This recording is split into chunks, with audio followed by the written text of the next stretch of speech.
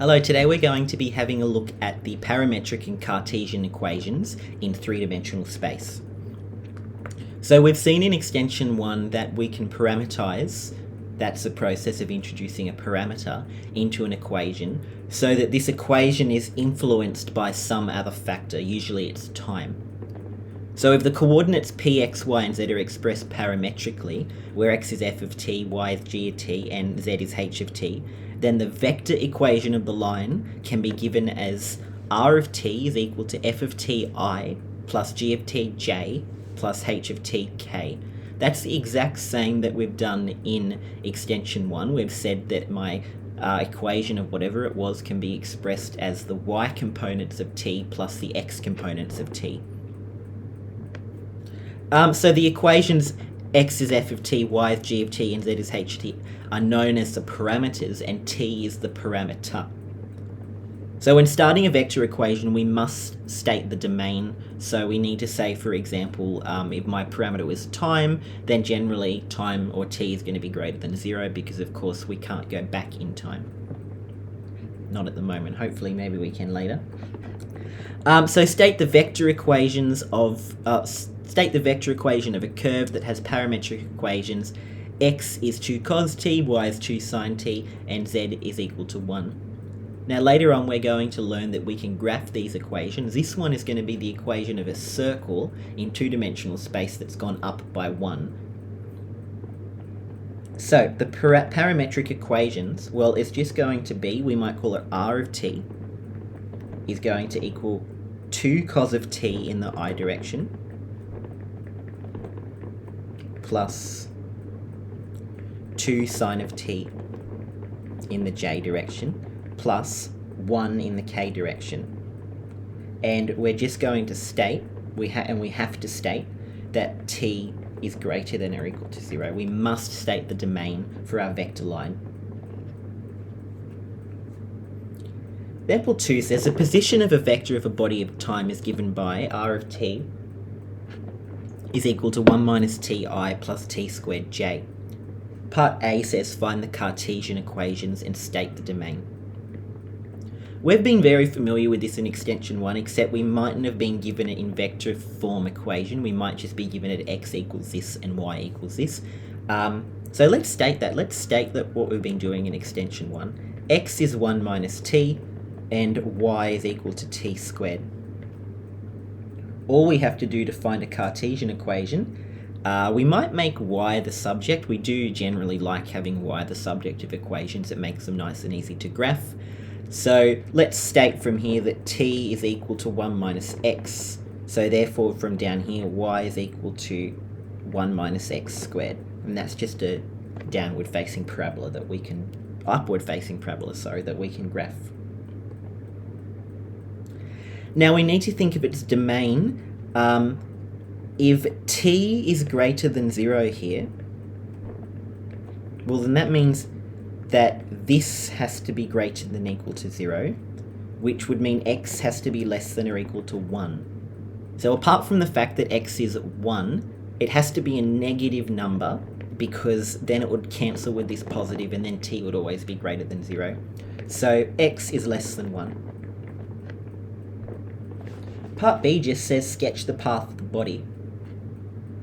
So we're asked to sketch this equation and we're only sketching it for x is less than 1. Now we might realise that this is a parabola that's been moved across by 1. So normally it would look like this, and all we have to do is get rid of everything that's less than 1. Of course that's going to be 1 there. And we're done. Okay.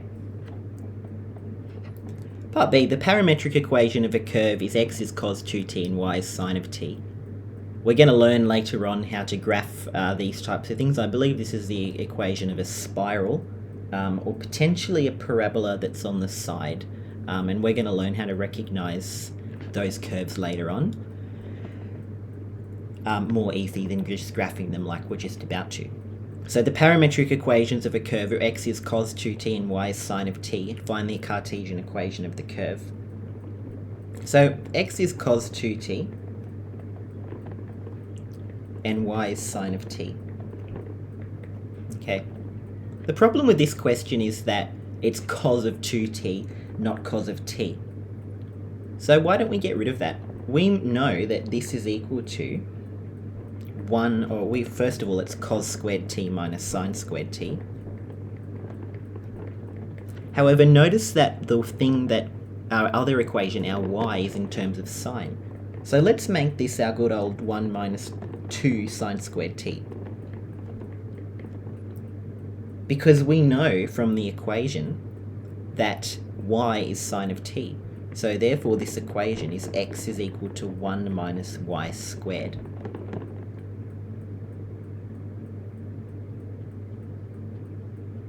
Okay. Part B asks us to find the vector equation of this curve.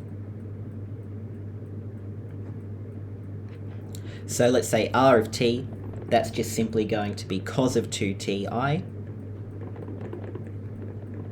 plus sine of tj, and we don't need to say plus 0k, and we're going to state the domain t is greater than 0, greater than or equal to 0.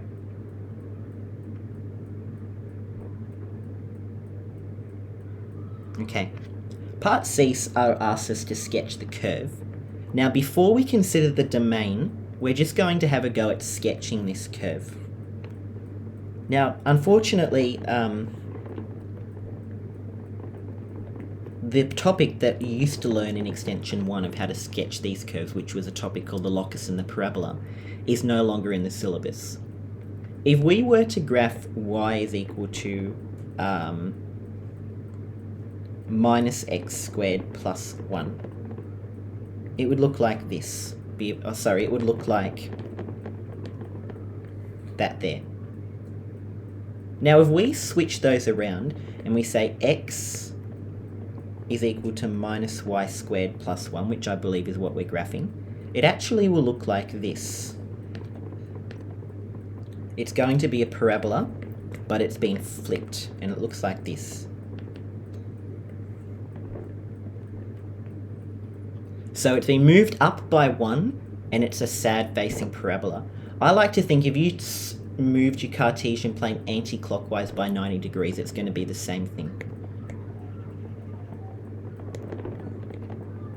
So, some other things we might want to note from that. The equation x squared, or x is equal to y squared, looks like that, and x equals to minus y squared looks like that. So our graph is looking something like this. Okay.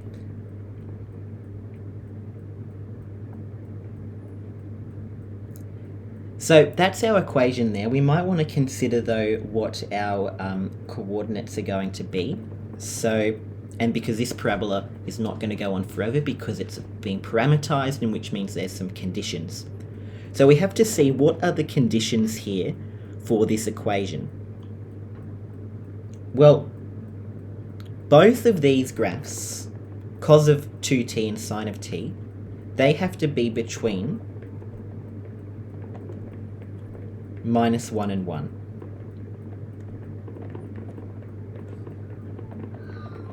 That's the maximum of a sine or cosine curve where there's coefficient of either of them is 1. The amplitude, the maximum is 1 and minus 1, or the maximum and the minimum.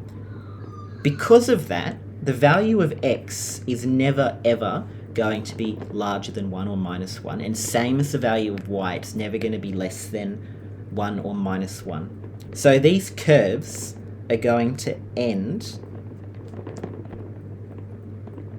at 1, minus 1 something,